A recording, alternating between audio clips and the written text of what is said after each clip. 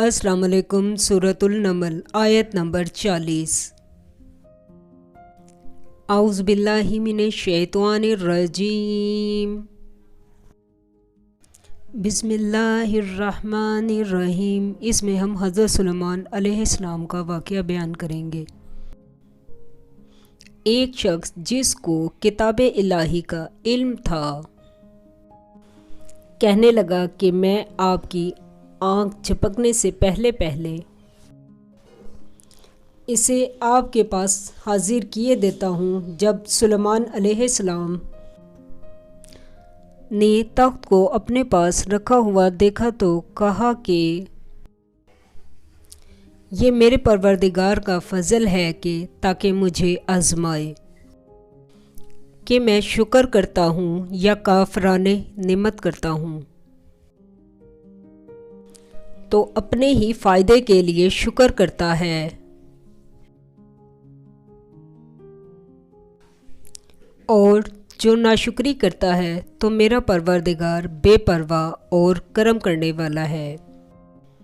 सूरतुल नमल आयत नंबर 41।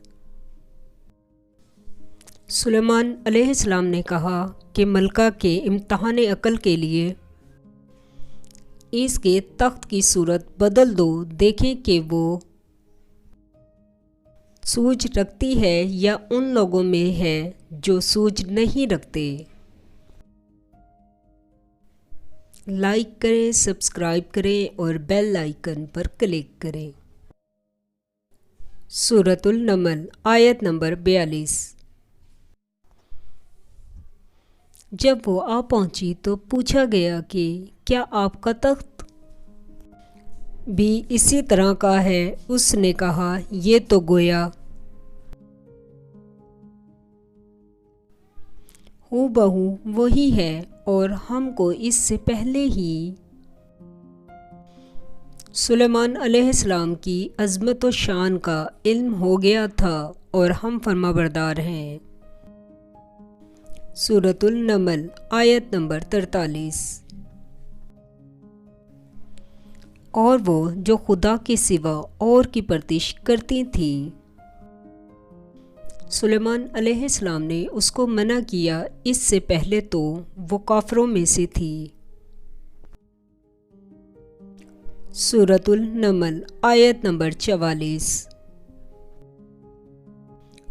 फिर उससे कहा गया कि महल में चलिए। जब उसने उसके फर्श को देखा तो उसे पानी का हौज समझा और कपड़ा उठाकर अपनी पिंडलियां खोल दी। सुलेमान अलैहिस्सलाम ने कहा ये ऐसा महल है जिसमें नीचे भी शीशे जड़े हुए हैं। वो बोल उठी कि परवरदिगार, मैं अपने आप पर जुल्म करती रही थी और अब मैं सुलेमान अलैहिस्सलाम के हाथ पर खुदाए रब्बुल आलमीन पर ईमान लाती हूँ।